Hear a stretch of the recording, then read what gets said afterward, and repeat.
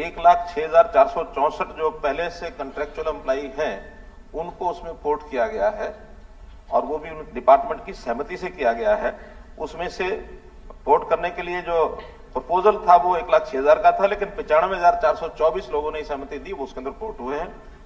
इसी प्रकार जो नए लोग जिनकी डिमांड डिपार्टमेंट से आती है और जो अनुभवी लोग हैं पहले से, जो हमारे पास इसका डाटा है कि अनुभवी लोग हैं, किसी कारण से पहले कॉन्ट्रेक्चुअल थे, वो छूट गई, बाद में फिर उन्होंने उसको अप्लाई किया, तो उनमें 6,736 लोगों की जो दोबारा से डिमांड आई है, जिसमें से 4,380 बल्कि जो डिमांड आई है वो सिलेक्ट करके उनको हमने ऑफर लेटर दिए हैं। 4,380 लोगों ने उसमें से ज्वाइन कर लिया है। शेष का भी समय है जो उसको ज्वाइन करेंगे।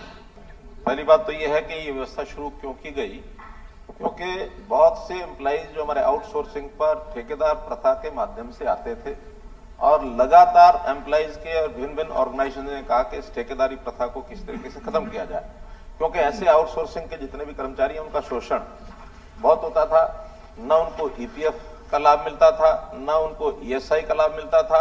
तो इस प्रकार की बहुत सी समस्याएं थी, जिसमें से लंबे विचार के बाद हमने कहा कि ठीक है, आउटसोर्सिंग रखना तो सरकार को पड़ता ही है, क्योंकि जो स्थायी नौकरियां हैं उसके लिए हमारी व्यवस्था अलग है।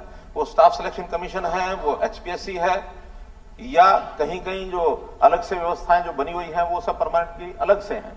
लेकिन जहां आउटसोर्सिंग किसी डिपार्टमेंट की, इमीडिएट डिपार्टमेंट की डिमांड है, उसको ठेकेदारों के माध्यम से लिया जाता था, उसके लिए ये बनाया गया है एचकेआरएन। और इसमें भी ये ठीक है कि ये बिल्कुल अस्थायी नौकरी है, 1 साल के लिए होती है। 1 साल के बाद उसको जैसे बाकी भी पहले भी उसकी एक्सटेंशन मिलती है तो उसी हिसाब से ही होगा। ये कोई परमानेंट नौकरी नहीं है। परमानेंट नौकरी का तो अलग से हमने, जैसे ग्रुप सी का भी सीईटी हुआ है, अब उसमें से नौकरियां लगभग 30-35 हजार की रिक्वेशन आ गई है।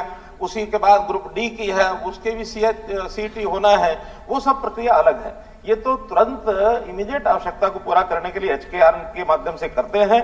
अब इसमें किस आधार पर करते हैं, आधार जो पूछा है, इसमें हमारा बिल्कुल ट्रांसपेरेंट आधार है और इस आधार के हिसाब से मैं कह सकता हूं कि पोर्टल बनाया गया है, ट्रांसपेरेंट है। उसमें पहली प्राथमिकता जो पहले से एक्सपीरियंस लोग हैं उनको लिया जाता है। अगर एक्सपीरियंस लोग उपलब्ध ना हो तो फिर उस पोस्ट के लिए उसी पोर्टल में एक एडवर्टाइजमेंट दे करके कि ये हमारे पास इतनी सीटें हैं, अगर कोई और अप्लाई करना चाहता है अप्लाई करे। उसकी सैलरी भी निश्चित है, लेवल 1, लेवल 2, लेवल 3, लेवल 4 जो एक आउटसोर्सिंग की होती है वो की गई है। और इसमें भी बिल्कुल एक रैंकिंग के हिसाब से जो मेरिट लिस्ट उसकी बनी हुई है, उसमें सबको पता होता है मेरिट लिस्ट क्या है। इसके अंदर बिल्कुल मार्क्स दिए जाते हैं कि उस परिवार की वार्षिक आय ये कितनी है। कम आय है उसको प्राथमिकता दी जाती है, क्योंकि ये वेलफेयर स्कीम के माध्यम से हम चाहते हैं जिसके घर में मानो नौकरी नहीं है, गरीब है, उसको कम से कम आउटसोर्सिंग का अवसर मिल जाए। दूसरा, उस उम्मीदवार की आयु भी जो एक मध्यम आयु काम करने की लगभग 30-35 साल है, उसको ज्यादा वेटेज दी जाती है, क्योंकि उसकी उम्र ऐसे निकल रही है, उसको कम से कम इस स्टेज पर भी कोई और काम नहीं मिला है और वो इस नौकरी पर आना चाहता है तो उसको ज्यादा दी जाती है। कौशल योग्यता उसकी कितनी है, यानी उसकी क्वालिफिकेशन क्या है। फिर उसने सीईटी का एग्जाम पास किया है, उसके अलग से 10 मार्क्स है।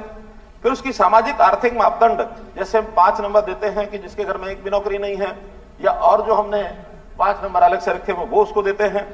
ईज ऑफ डिप्लॉयमेंट, यानी जो लोकलाइज्ड व्यक्ति होगा उसको मार्क्स अलग दिए जाएंगे। अभी तो जिले में हम सेम जिले में नौकरी मिलेगी, उसको 10 नंबर अलग मिलेंगे। अगर वो जिले से बाहर नौकरी लेना चाहता तो उसको 10 नंबर नहीं मिलेंगे।